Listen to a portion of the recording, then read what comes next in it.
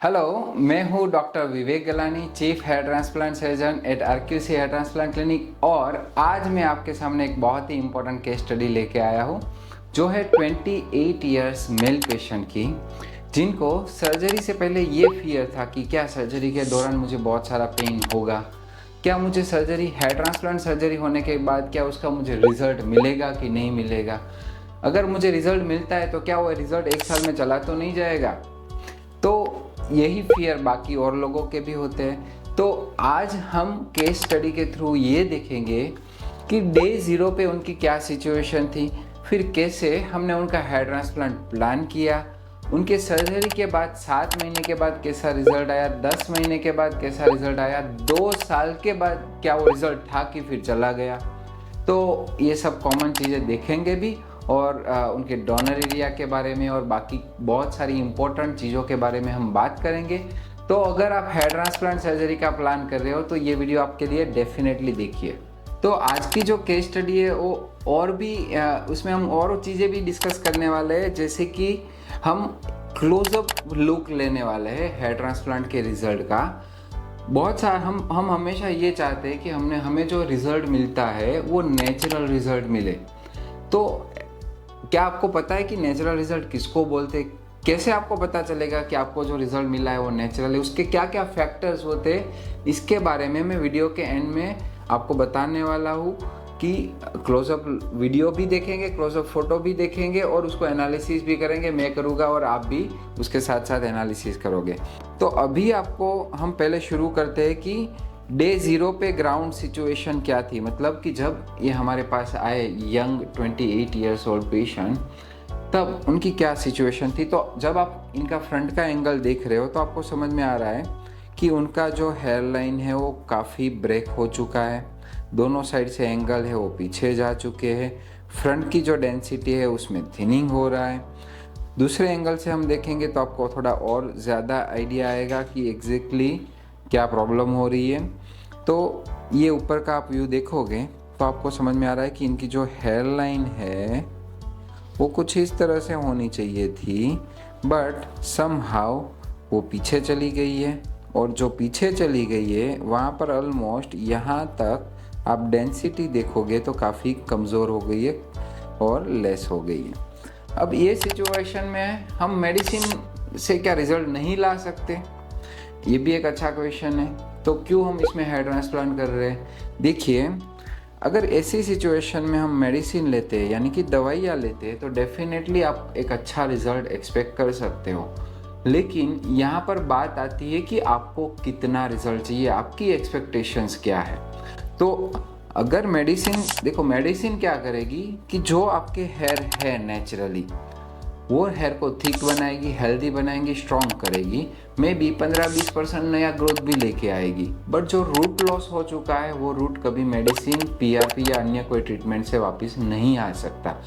अब ऐसी सिचुएशन में जब रिजल्ट आता है तब वो थोड़ा सा अधूरा फील होता है, अनइवन सा, इरेगुलर हेयर लाइन दिखना। तो ऐसी सिचुएशन में फिर वो सेटिस्फेक्शन हमें नहीं मिलता है और इसीलिए हमको ऐसे सिचुएशन में हेयर ट्रांसप्लांट के साथ साथ मेडिसिन का प्लान भी करना है, ताकि हमको एक 100% और एक अच्छा रिजल्ट मिले। अब हम पहले बात करते हैं इनके हेयर लाइन के प्लानिंग की। तो यहाँ पर आप देख सकते हो कि कैसे हमने उनकी जो हेयर लाइन है उसको प्लान किया हुआ है। ऑलरेडी उनकी जो हेयर लाइन थी वो नेचुरली, उनका फोरहेड की जो साइज़ थी वो छोटी थी, तो अकॉर्डिंगली हमने ज़्यादा कुछ चेंज नहीं किया। उनकी जो नेचुरल हेयर लाइन थी वहाँ से ही हमने हमारी जो ट्रांसप्लांट की हेयर लाइन है उसको अलाइन कर दिया है। साइड का आप एंगल देखोगे तो ये उनके टेम्पल्स है। अब मैं कई बार यंगस्टर्स को एक मैसेज देता हूँ कि जब आप हेयर लाइन का प्लानिंग करवा रहे हो ट्रांसप्लांट के दौरान, तब कुछ ऐसी छोटी छोटी मिस्टेक ना करें ताकि आपको आगे जाके अननेचुरल रिजल्ट का सामना ना करना पड़े। उसका मैं एक छोटा सा एग्जांपल देता हूँ। कई बार हमें पेशेंट क्या बोलते हैं कि सर ये जो हेयर लाइन है ना, ये हेयर लाइन जो मैंने ऑलरेडी बना रखी है आप उसको थोड़ा सा और नीचे करके दो, यानी कि जो मैंने बनाई है उससे भी वो बोलते हैं कि थोड़ा सा नीचे ला के दो, क्योंकि मेरा पहले फोरहेड जो था वो ऐसा था, पहले मेरा मतलब हेयर लाइन नीचे था। तो आपको ये भी समझना है कि पहले की जो आप बात कर रहे हो उस टाइम पे आपकी एज कम थी, अब जैसे जैसे एज आपकी बड़ी हुई वैसे वैसे आपके फेस के फीचर्स चेंज हुए ना। आपकी आंखें बड़ी हुई, आपका फेस का साइज़ बड़ा हुआ, आपको दाढ़ी मूंछ आए, आपके कान का शेप चेंज हुआ, आपके गालों का शेप चेंज हुआ, तो हेयरलाइन भी तो चेंज होगी उसके हिसाब से। हेयरलाइन आप रखोगे 15 साल वाली और बाकी के फेस के फीचर्स आपके 25 साल वाले, आप सोच लो कैसे लगोगे आप। तो हेयरलाइन को नीचे लाने में आपको बिल्कुल फ़ायदा नहीं है। हेयरलाइन को एक राइट जगह पे रखने में आपको फ़ायदा है। और आपको ये सोचना है कि आज से 10 साल के बाद अगर मुझे अच्छा दिखना है तो ये हेयरलाइन एक्चुअली में कहाँ होनी चाहिए।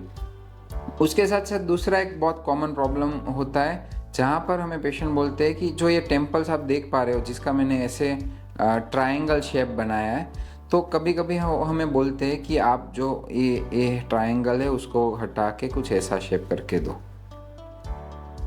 मतलब ऐसे सीधी लाइन करके दो और ये हेयरलाइन एक्चुअली यहाँ पर करके दो। तो आप देख सकते हो कि वो कितना ख़राब दिखेगा। मैं फ्रंट में दिखाता हूँ आपको कि जो एक्सपेक्टेशंस रहती है यंगस्टर्स की वो कैसी रहती है, ताकि आप वो मिस्टेक ना करो। और एक्चुअली वो मिस्टेक होती है, वो होने के बाद हमारे पास काफ़ी पेशेंट्स देखो यंग एज में वो करवाते हैं और सामने वाला भी उनको गाइड नहीं करता, तो जो होता है वो चल जाता है, वो हो जाता है।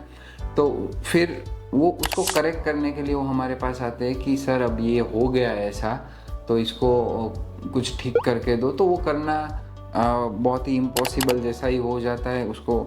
फॉर एग्ज़ाम्पल मैं आपको दिखाता हूँ, अगर कोई मेरे पास ऐसे आता है ऐसी हेयरलाइन लेके, अब ऐसी हेयरलाइन लेके कोई आता है तो उसको आप कैसे ठीक करोगे?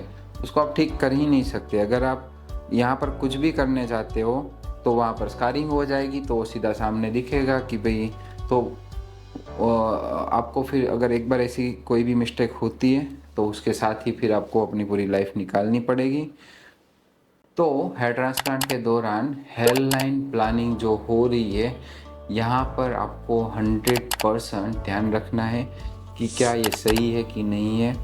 मैं हमेशा मेरे पेशेंट को डिज़ाइन करने के बाद 2 से 3 बार एक्सप्लेन करने के बाद उनका ओपिनियन पूछता हूँ कि भाई अभी आपको कोई कुछ इधर उधर लग रहा है तो आप बताइए। सिमिलरली आप कहीं भी हेयर ट्रांसप्लांट करवा रहे हो, अपनी हेयरलाइन होने के बाद 2 क्वेश्चन आप पूछिए कि क्या ये हेयरलाइन है, ये मेरे फेस को मैच हो रही है, आगे जाके क्या ये कैसा रिजल्ट देगी, क्या आप मुझे बता सकते हो। तो जो भी डॉक्टर है वो डेफिनेटली आपको बताएंगे कि कैसा आउटपुट इस हेयरलाइन के साथ आप एक्सपेक्ट कर सकते हो। तो ये हो गया हमारा हेयरलाइन प्लानिंग। ये आप ऊपर से एंगल देख पा रहे हो कि डे 0 पे ये उनके हेयरलाइन का मेन एरिया है जहाँ पर हम इम्प्लांट करने का प्लानिंग कर रहे हैं। यहाँ पर हम डेंसिटी फिलिंग करेंगे। अब ये डेंसिटी फिलिंग क्या होता है? देखो, 2 तरह की बाल्डनेस लोगों को फेस करनी पड़ती है। एक बाल्डनेस ऐसी होती है जहाँ पर आपका कंप्लीटली हेयर लॉस हो चुका है, मतलब स्मूथ स्किन, फ्लैट स्किन। और एक बाल्डनेस ऐसी होती है जहाँ पर हेयर भी है और थिनिंग भी है, बाल्डनेस भी है, तो 50-50 रहता है। तो जो जहाँ पर बाल है वहाँ पर हम डेंसिटी फिलिंग करते हैं, गैप फिलिंग करते हैं, यानी कि आजू बाजू के हेयर को डैमेज नहीं होने देना है और उसके बीच में जो स्पेस बची है वहाँ पर जाके हमें रूट इम्प्लांट करना है, आजू बाजू के हेयर को डैमेज ना हो इस तरह से। और इसके लिए कुछ स्पेसिफिक टेक्नोलॉजी और स्किल और एक्सपीरियंस की नीड रहती है, ताकि आप ट्रांसप्लांट करवाते टाइम एक बाल लगाने के चक्कर में 2 बालों को नुकसान ना करो।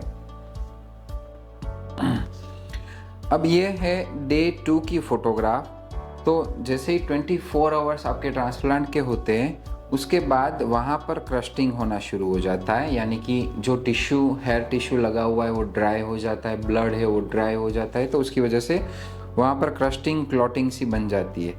अब ये जो क्रस्टिंग है इसको टाइम टू टाइम वहाँ से निकालना भी बहुत ज़रूरी होता है।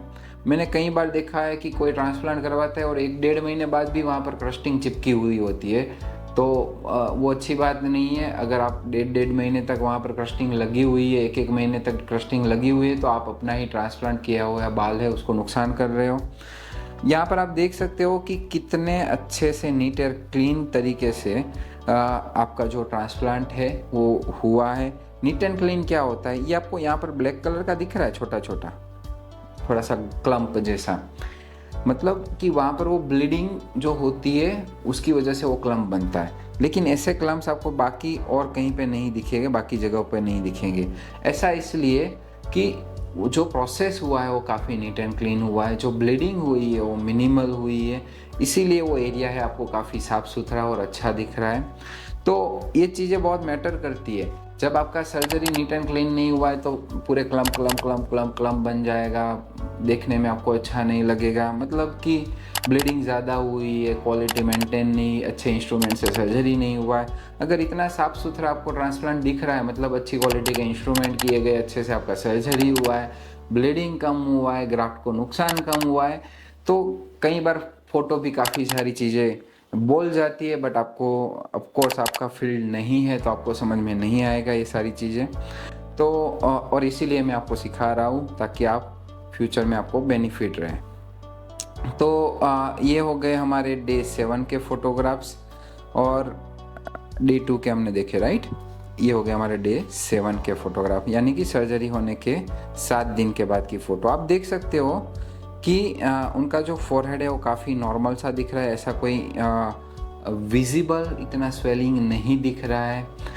कई बार लोगों की आंखें सूज जाती है, होठ सूज जाते हैं सर्जरी के बाद, बिकॉज ऑफ काफ़ी सारे रीज़न होते हैं स्वेलिंग आने के सर्जरी के बाद, जैसे कि आपने प्रॉपर प्रिकॉशंस कैरी नहीं किए, मसाज नहीं किया है, प्रॉपर मेडिकेशंस नहीं ले रहे हो, या फिर लोकल एनेस्थीसिया का जो यूज़ है, ट्यूमिसेंट का जो यूज़ है वो ज़्यादा किया गया है, डाउनवर्ड पोजीशन में आपको ड्यूरिंग सर्जरी ज़्यादा रखा गया है, तो ये सब चीज़ों से स्वेलिंग आने के जो चांसेस है वो बढ़ जाते हैं। अगेन यहाँ पर आप देख सकते हो काफ़ी नीट एंड क्लीन तरीके से इनका जो प्रोसेस है वो हुआ है। डे 7 की फ़ोटोग्राफ है ये उनका ऊपर का फ़ोटो है। यहाँ पर आप देख सकते हो कि ऑलमोस्ट जो क्रस्टिंग है वो सेटल हो चुकी है, और डे 8 पे इनका हेयर वॉश किया जाएगा। तो हेयर वॉश हेयर ट्रांसप्लांट के बाद बहुत ही इम्पोर्टेंट रोल प्ले करता है। कहीं पर तीसरे दिन पे हेयर वॉश किया जाता है, कोई जगह पर 7वें दिन पे किया जाता है, कोई 2 हफ्ते के बाद करते हैं। तो वो डिपेंड करता है, आपको अपने डॉक्टर की जो एडवाइस है उसको फॉलो करना है। हम यूजुअली डे 8 पे हेयर वॉश करते हैं हमारे पेशेंट को, तो उनके कुछ इंस्ट्रक्शंस होते हैं कि कैसे हेयर वॉश करना है, क्या करना है। उसकी एक फुल वीडियो हमने ऑलरेडी यूट्यूब में बना के रखी हुई है। अगर आपको देखना है कि हेयर वॉश कैसे किया जाता है हेयर ट्रांसप्लांट के बाद, तो डेफिनेटली आप वीडियो चेकआउट करिए। अब हम आ जाते हैं इनके रिज़ल्ट के ऊपर। तो जैसे मैंने बोला था कि हम रिज़ल्ट में 7 महीने का, 10 महीने का और 2 साल का रिज़ल्ट देखेंगे। उसके साथ साथ मैं आपको क्लोजअप लुक भी दिखाऊंगा ताकि आपको समझ में आए कि नेचुरल रिज़ल्ट किसको बोलते हैं और कैसे वो आप अचीव कर सकते हो। तो अभी आप जो देख रहे हो अपने सामने वो डे 210 की फ़ोटोग्राफ है, यानी कि 7वें महीने की। ये आप फ़ोटो जो देख रहे हो डे 0 की फ़ोटो है, और ये 7 महीने की फ़ोटो है। क्या क्या डिफरेंस आपको दिख रहा है यहाँ पर, आप मुझे डेफिनेटली कमेंट में बताइए कि आपको पर्सनली क्या डिफरेंस फील हो रहा है। मैं भी आपको बताता हूँ कि क्या क्या दिख रहा है। तो यहाँ पर आप देखोगे तो उनकी जो हेयर लाइन है वो ऑलमोस्ट परफेक्ट होना शुरू हो गई है, मतलब कि जो ब्रेकेज था, खालीपन था, वो भरा भरा लग रहा है। दूसरा, उनके हेयर की आप क्वालिटी देखिए। ये जो हेयर है वो बड़े कमज़ोर से थे, पतले से थे, थोड़ा सा वो डार्क कलर छोड़ के ग्रेइश से हो रहे थे। और ये फ़ोटो में आप देखोगे तो इनके बालों में जो है वो जान आना शुरू हो गई है, यानी कि डार्क भी हो रहे हैं, थिक भी हो रहे हैं, हेयर लाइन भी अच्छी दिखनी शुरू हो रही है। तो यहाँ से आप देख सकते हो कि जो आपके कॉन्फिडेंस को बूस्ट करने की जो जर्नी है वो शुरू होती है। और कॉन्फिडेंस हमारे लिए बहुत ही इम्पोर्टेंट है, क्योंकि उसके बिना ना ही आप अपनी पर्सनल लाइफ में फोकस कर सकते हो और ना ही आप अपनी प्रोफेशनल लाइफ में फोकस कर सकते हो। तो ये इनका साइड का व्यू है। यहाँ पर आप देख सकते हो कि साइड में कितने अच्छे से उनकी जो हेयर लाइन है वो अप्रिशिएट हो रही है। ये उनका लेफ़्ट साइड का व्यू है। अगेन बहुत ही अच्छे से उनकी जो हेयर लाइन है वो उनके टेम्पल के साथ मर्ज हुई है।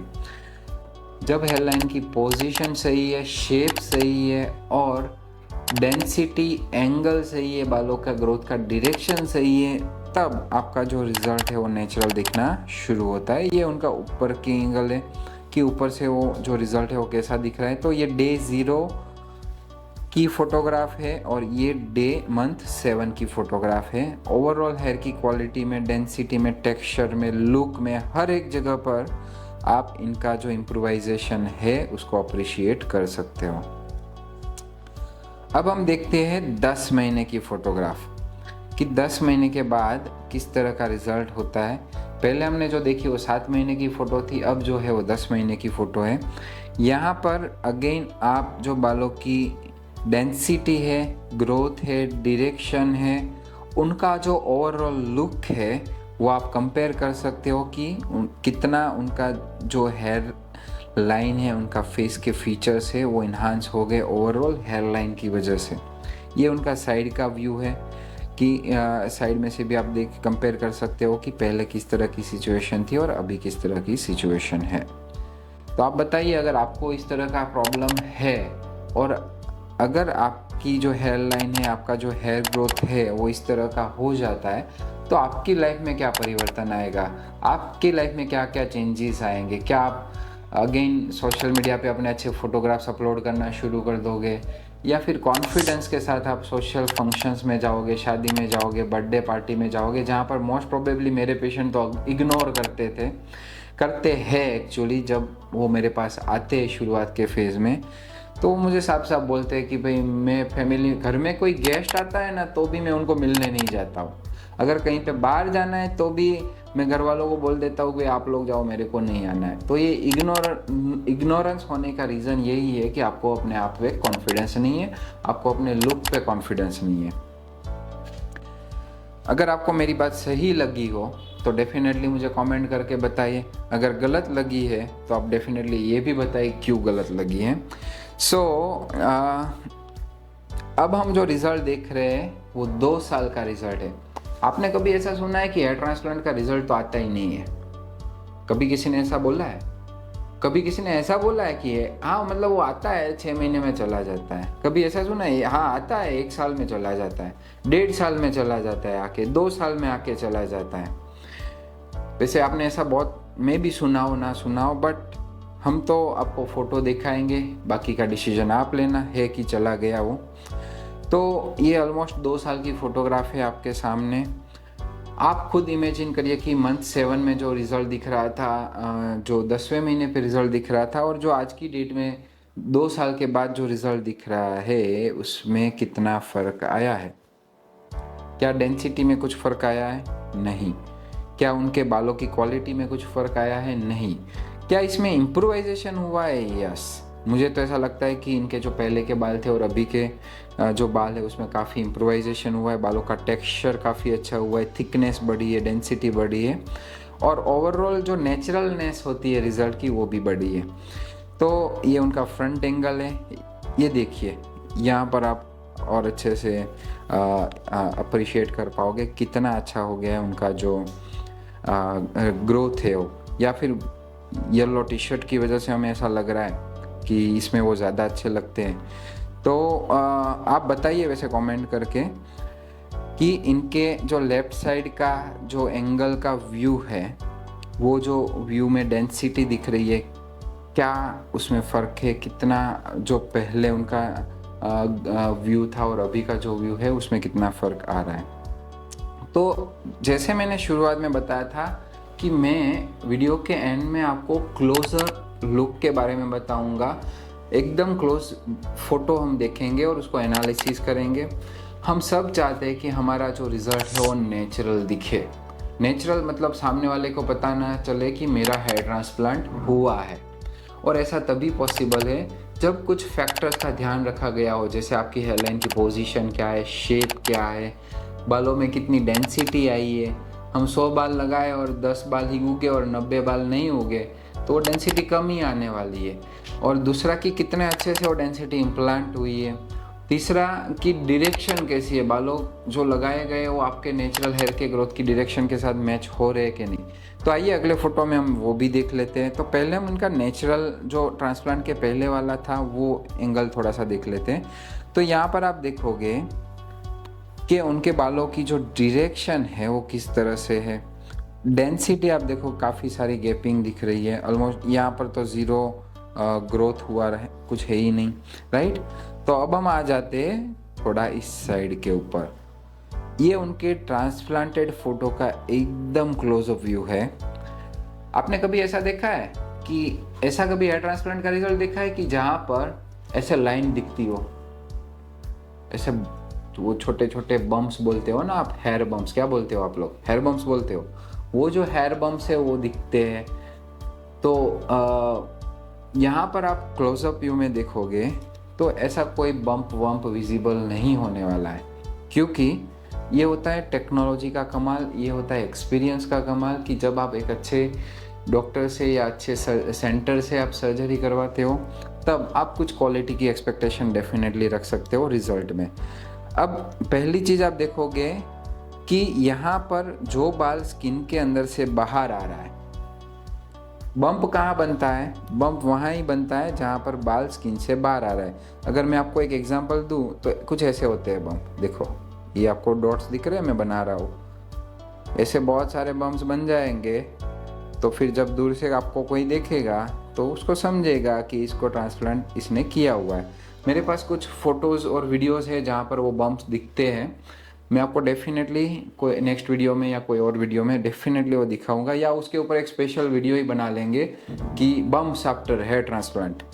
तो यहाँ पर आप एक अच्छे से अप्रिशिएट कर सकते हो कि कितना स्मूथली जो हेयर है वो स्किन से बाहर आ रहा है, ट्रांसप्लांटेड हेयर है वो स्किन से बाहर आ रहा है। और ये सारे जो आपको दिख रहे हैं ना ऐसे, वो कौन सा पेड़ होता है, ताड़ का पेड़, कोकोनट के पेड़ की तरह ऐसे ऊपर ऊपर ऊपर ऊपर, तो वो सारे जो हेयर है वो ट्रांसप्लांटेड हेयर है।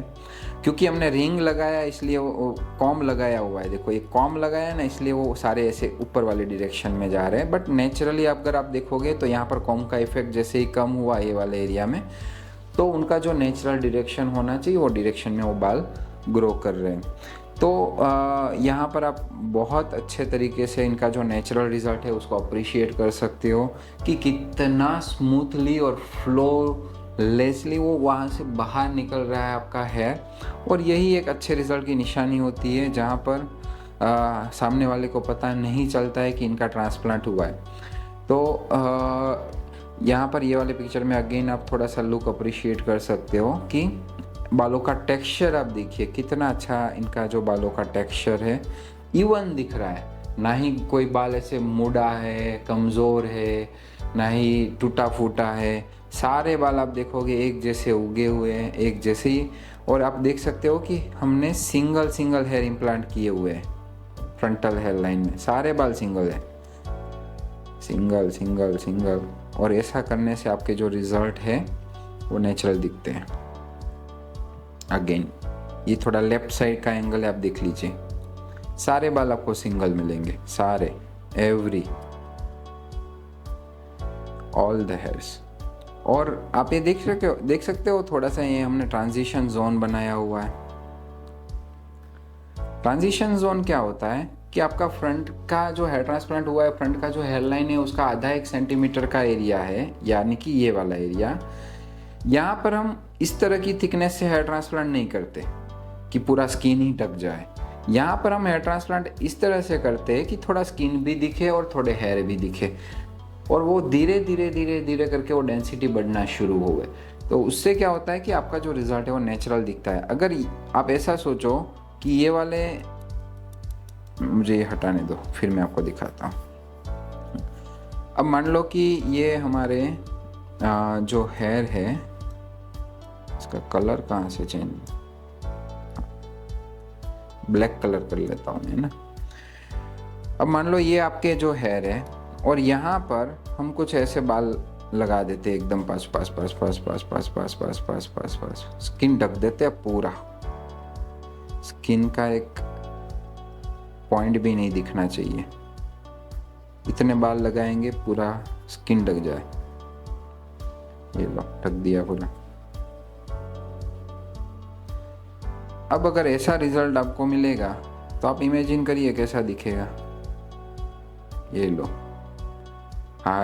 Full high density hair transplant.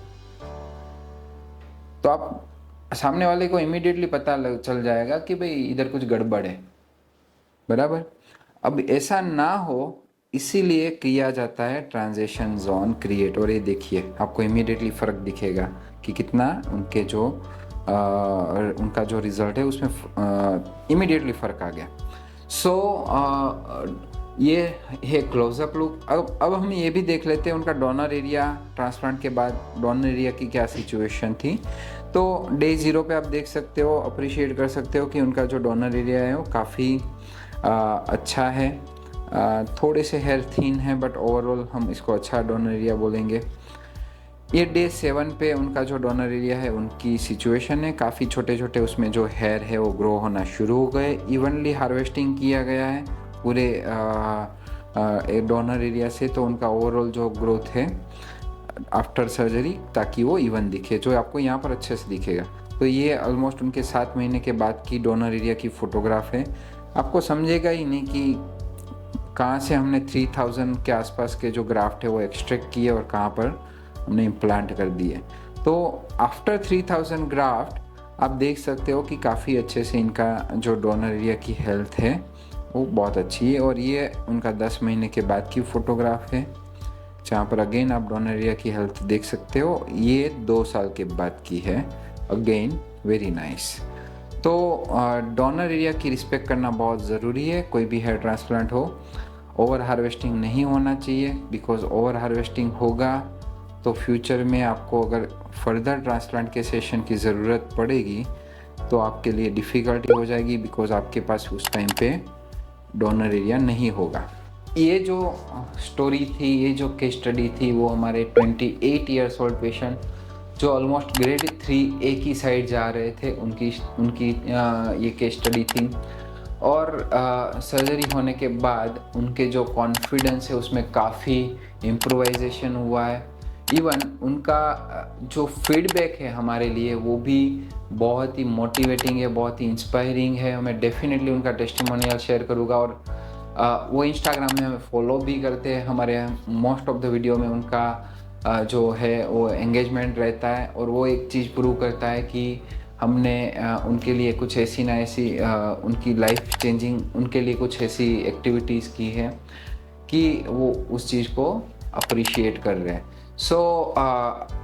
आपको अगर कोई भी क्वेश्चन है, आप भी सिमिलर सिचुएशन में से जा रहे हो जहाँ पर आपके हेयर लॉस हो रहे हो, आपको गाइडेंस की ज़रूरत है, तो हमने डिस्क्रिप्शन में एक लिंक डाला हुआ है, वहाँ पर आप फॉर्म फिलअप करिए, हमारी टीम से बात करिए, वो आपको डेफिनेटली गाइड करेंगे। और बाकी सारे क्वेश्चंस आप कमेंट में डाल सकते हो, मैं डेफिनेटली उनको आंसर करूँगा। Thank you.